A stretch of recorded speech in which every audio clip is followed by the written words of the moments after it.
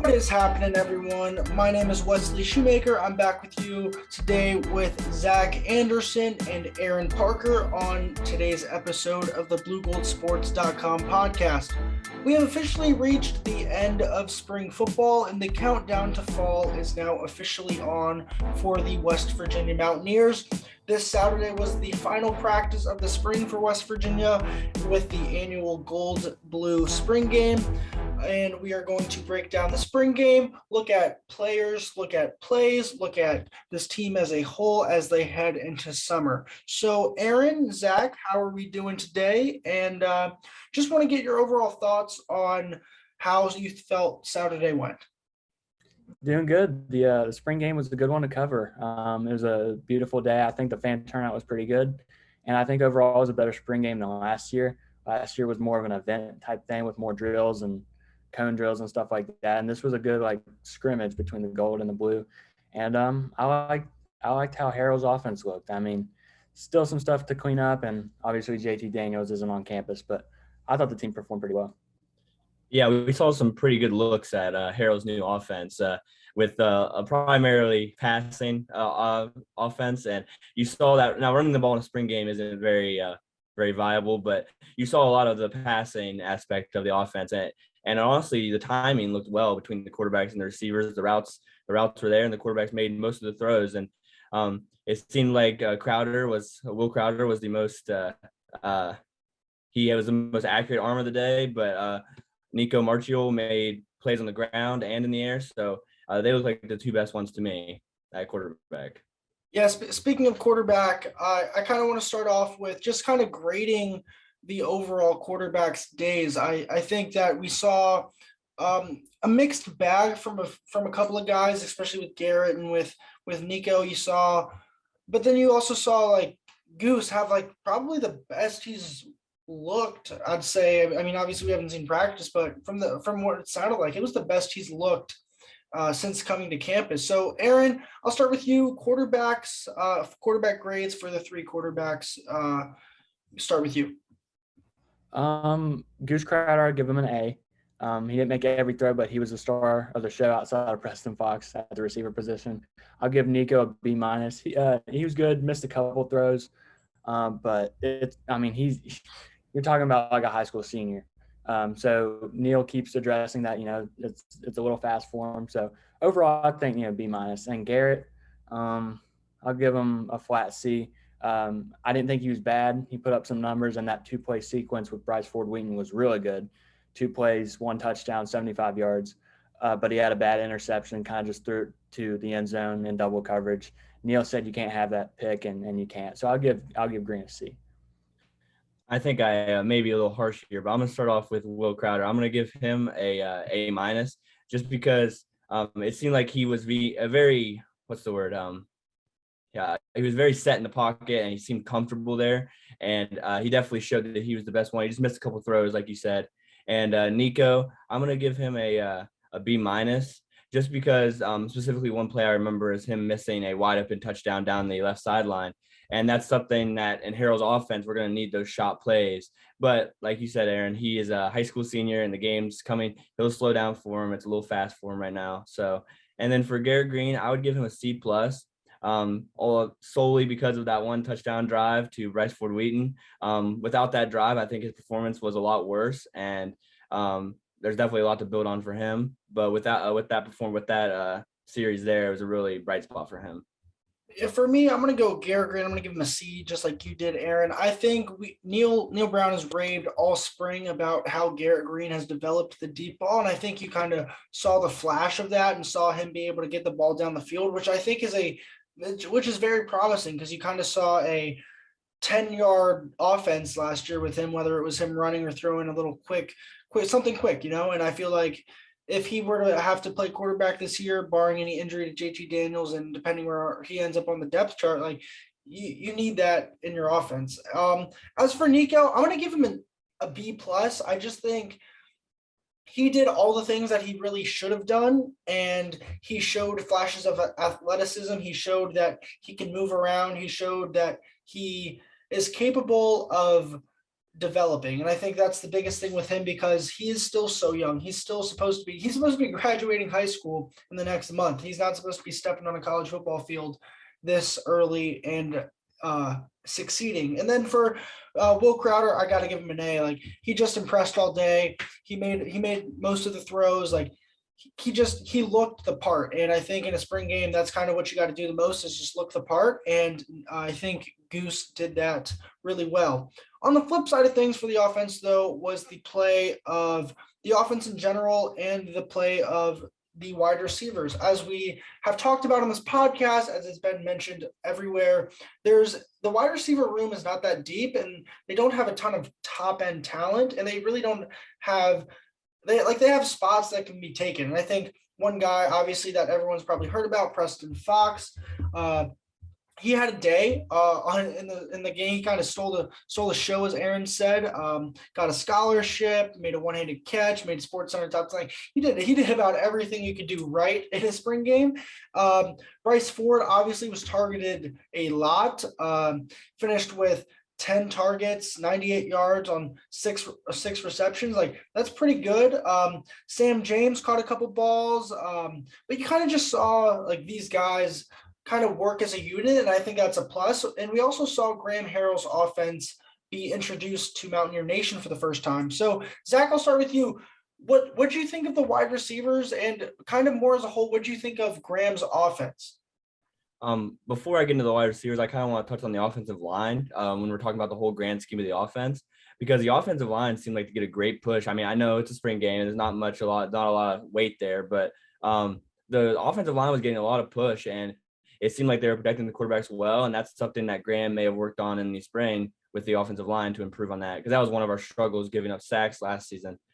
And then when it comes to wide receivers, I saw obviously Preston Fox stole the show, but I saw a lot of great timed routes, and the receivers were getting open pretty well against a tough defense. So the receiver room looks much improved, and I think with Graham's offense, it's a very wide receiver friendly offense, even quarterback friendly offense, and I think that's something that could be big next season for the receivers, have big production. Yeah, you hope the main two targets, Sam James and Bryce Ford Wheaton, stay healthy. Down on the field, Bryce Ford Wheaton's a lot bigger than like all those guys. I'd say he's probably at least 6'3", 6'4". Starting to turn into kind of a ball hawk. He kind of goes and gets the ball. I like him having a big year this year, and I like your point on the O-line. I think they're really experienced, and I don't really know how much Harrell really had to do with that, because you got Gamitter, you got Nestor, you got Zach Frazier's one of the best linemen in the Big 12. They're experienced. I know they gave up some sacks last year, but let's face it, Jared Dagey couldn't really get out of the pocket very well. I think they're going to be a strong suit of the offense, and hopefully, if somebody like Garrett Green or somebody like that has to take a shot downfield, they'll have time to do that. Going to the offensive line, real quick. I think one thing that we've harped on for a while now is their experience coming back. It's just a matter of how they can keep meshing with a new offense, with a new system. And I think Graham, from all accounts, has done a good job of kind of trying to fit to them, because they've been here and they've done that. And I think going back to last year, you saw a lot of times where it wasn't on the offensive line. Like, they gave Dagey time, and the pocket just collapses after a longer time. One thing I will say though about the offensive line is that the defensive line really can't do all that much in a spring game. They're kind of limited. You don't want the injuries. You don't want the collisions. You're just kind of going through the motions. It's more of a 7-on-7 than a full 11-on-11. And I think therefore that favors the offensive line, because no one's going to touch the quarterback anyway.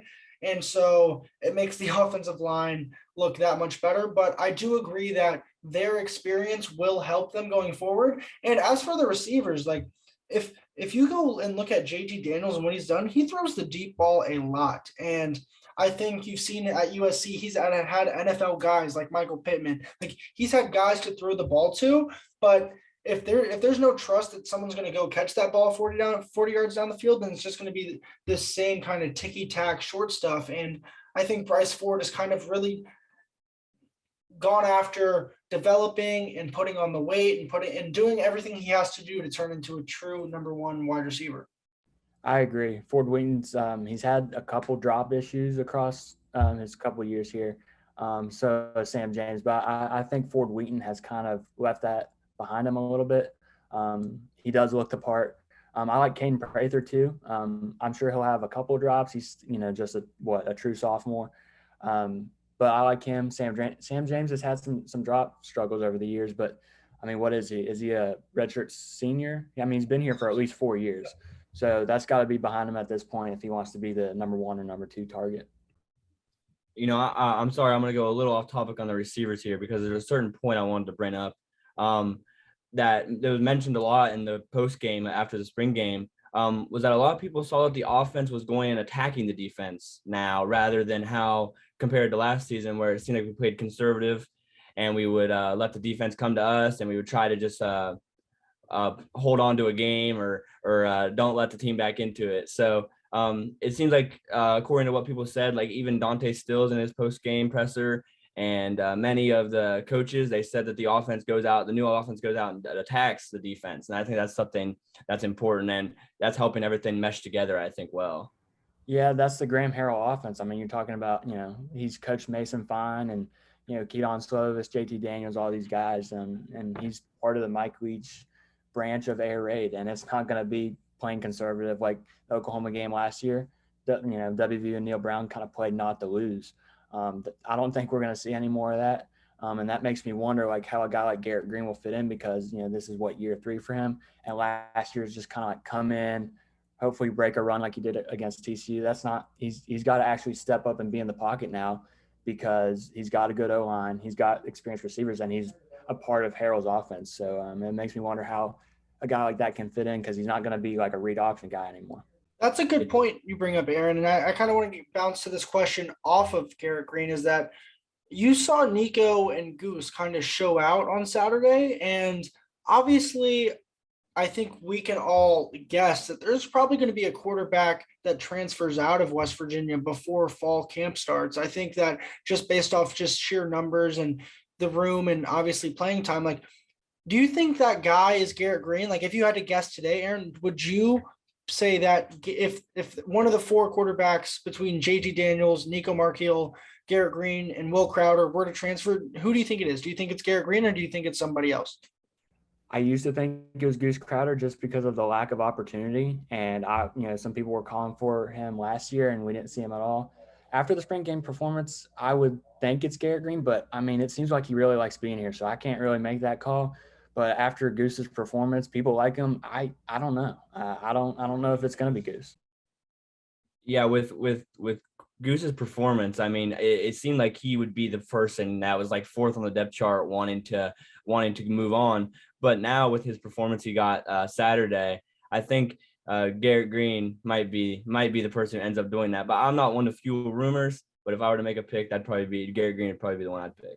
Yeah. I hate how we're kind of diving into the bag of transfer portal this, transfer portal that. But I mean, that's also the age of college sports right now is that you never know when someone will leave. And I just think that based on Saturday, if you were to tell me like blindly, just like without knowing who it is, just looking at Saturday's performance, I would say it's Garrett Green, but also I don't want to say one performance should shape this decision because he's a leader. He's shown the ability to lead. He's shown the ability that he can play. It's just a matter of how well he can play. And you don't know what this staff is thinking. You don't know what the other quarterbacks are thinking. So it's really nothing for us to say and like definitely, but just a thought.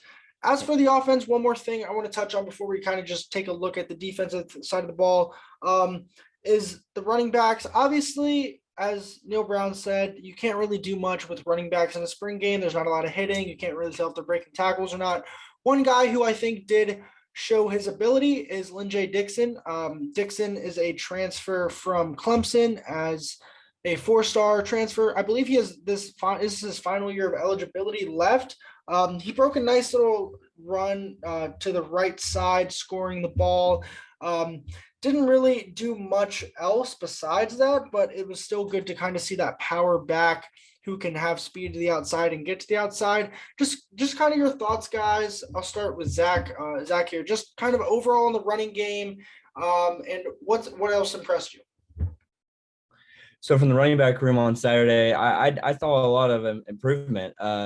Linjay Dixon, he got significant carries at the beginning of the game for the gold team, but after he scored his early touchdown, it didn't seem like he got on the field too much more.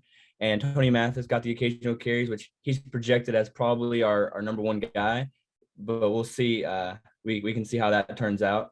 And then Jalen Anderson was someone from the lower depths of the chart that just impressed me a little bit. So the running backs, they looked great, and the offense flowed well together. Now, primarily we passed during the spring game. West Virginia passed during the spring game, but the running backs still made their mark whenever the Mountaineers did run the ball. So yeah, and on the snap logs, I got Tony Mathis as the number one back, and that doesn't surprise me with how he performed at the end of last year. I agree with you, Zach. It seemed like, Linjay got some early carries, and then it's like, oh, I haven't seen him in a while. But he had that early touchdown, and he kind of reached for the pylon. I liked what I saw out of him. And unless I messed something up, Jalen Anderson and Justin Johnson got the same amount of carries. So it's going to be really interesting to see, if somebody catches balls out of the backfield and how those guys are going to get used. Going back to kind of just you, Aaron, with snap counts and things like that, what do you think stood out to you the most out of those guys? Like, who do you think kind of showed out more than the others? Do you think that since this spring game really wasn't run focused and there really wasn't a lot of thud and there really wasn't a lot of hitting, like, do you just think that we have to kind of wait and see? In my opinion, you kind of have to wait and see because I don't know, it wasn't run heavy. They would blow plays dead. That's just how the spring game goes. I think Mathis is the number one. I think him getting 5 or 6 more carries than everybody else establishes that. As far as the rest of them, I'm not really sure.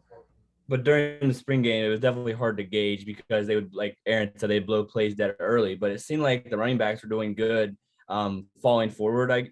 Even when they did reach contact in the second level, it seemed like they were falling forward a lot. And that's something that's positive for the running back room. But it's kind of hard to gauge now. I think we should wait until West Virginia can get some more contact practice. And obviously, the first game against Pitt, you'll get to see who our guy is. So. Yeah, I think just those guys, just based off of how everything works with reps, with practices, with like just kind of meshing with a new offense, I think you're kind of going to see different guys be good at different things. I think you're probably going to have a true rusher in Linjay more than you're going to have a true rusher in Tony, but I think Tony is more versatile to catch balls out of the backfield, to kind of be that dual threat back in a way than someone like Linjay is. But I also think that then there's a guy like there's a guy like Jalen Anderson who can kind of just be like, you have guys here that just are really good backs. And I think that there's a point in time where one of them's going to take a step forward. I just don't think that time was Saturday. Yeah, and I think it's also important to note Linjay Dixon, he rushed for how many yards at Clemson in his career? Definitely over 1,400. I think it was more like 1,600, wasn't it? Something around there. It was over 1,400 yards. He saw his carries decrease, but you're talking about Clemson there. He had a really good freshman sophomore year, and I think he can be the number 2 guy. I'm not guaranteeing that, but I wonder if somebody like Jalen Anderson or Justin Johnson can catch passes and be a little bit more versatile. I feel like Johnson caught a couple passes last year. I'm not sure about that, but maybe one of those guys can catch the ball out of the backfield.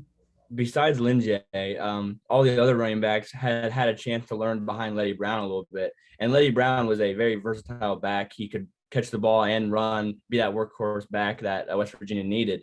But I think Tony Mathis could take that role as the versatile running back who can catch, and he can also be that workhorse back.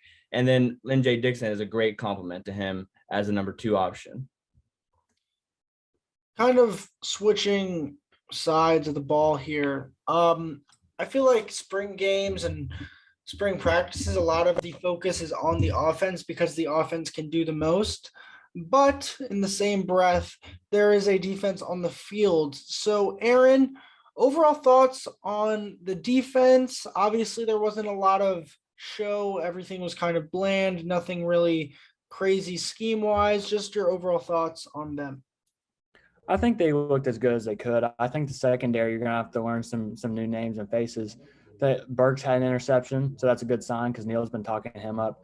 I think the D-line looked as good as they probably could. I want to see a little bit more out of the linebacker play, but it's kind of hard to gauge. Those guys like Jared Bartlett, and they can't really rush the quarterback. So I'm not really sure, but I liked what I saw out of Burks and Charles Woods, and I think Mumu Ben Wahad was pretty good too. So some of the secondary guys looked all right. From a scheme standpoint, it seemed like the defense was playing a lot of too high safeties, and then they would press the corners up on the sides sometimes. And I think that's maybe something new. I'm not exactly sure. I haven't been focusing on it too much. But the DB play in that new scheme, if it is new, was a great plus, I thought, with Aubrey Burks, the interception, making a great play in the back of the end zone there. And I noticed specifically in the linebacker core, Lee Koba. Neil has been talking very high on him, and it seemed like he was there for like every single play. I mean, every time I noticed something getting blown dead, it seemed like Lee Koba was making the contact. So I saw a great play from him, and we've heard a lot about him. So I think he's somebody that could be somebody to watch in the fall. Yeah, I think you're gonna see two for each of you. I think Charles Woods is gonna kind of be that captain of the secondary, Aaron. And I think for Pogba, like he's got everything in front of him. Like his ceiling's so high, and I think that this staff knows it and he knows it. And I think it's just a matter of getting him ready to kind of just gel and be that guy in the middle that they need him to be. Game balls, I'll start. I mean, I'll go Preston Fox. He had a day, got a scholarship. Like, good for him. Like he's kind of put in the work. I think it was Michael Laughlin might have tweeted this. Like, when everyone knows who the guy is before his name's announced in the scholarship, like he's done something. And so I think that kind of speaks to Preston as an individual. I got a chance to meet him last year. He's a really, really good kid, and he's got a bright future ahead of him. So I'll give him a game ball. I'll give Goose a game ball just because he showed out, and I think he had the opportunity where he made the most of it. And then I'll give Neil Brown a game ball. End of spring practice, always good to kind of get things going. No real injuries to talk about, nothing crazy. So I'll give him a game ball. Aaron, I'll go to you, and then Zach, you can finish us off with your game balls. I'll go Goose Crowder with a game ball. I think he played himself into a role at WVU. When I heard JT Daniels was going to commit to WVU, I thought Goose would be the odd man out. At this point, I don't know. I don't think anybody knows. But I think with that performance, Goose really solidified, at least a chance to stay here and maybe be that backup guy.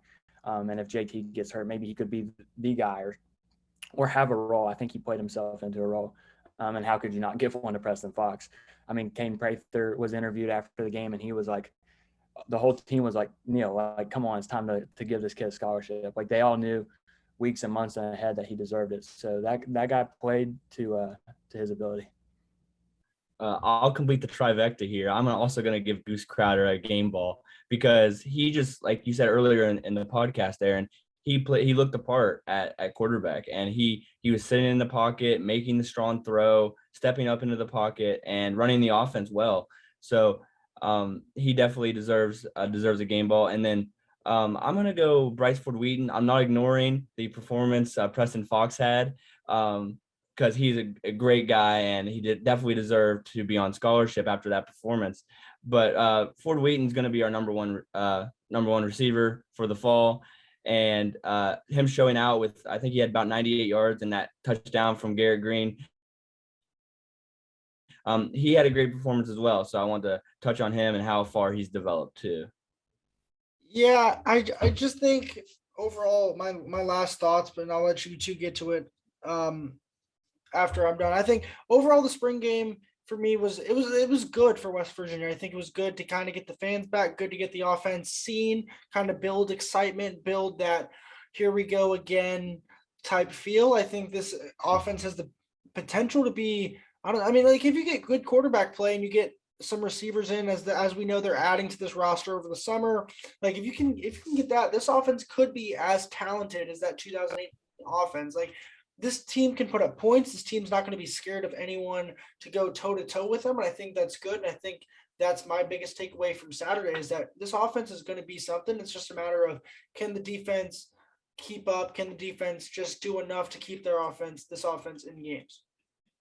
The defense has been – I'm sorry. Zach. Oh, you're good. Sorry. The defense has been good over the past couple of years, but you're playing in the Big 12, and at some point you're gonna have to get in some shootouts. And WVU has not won the shootouts over these past couple of years, and a Graham Harrell offense can potentially do that, assuming you get some pretty good quarterback play.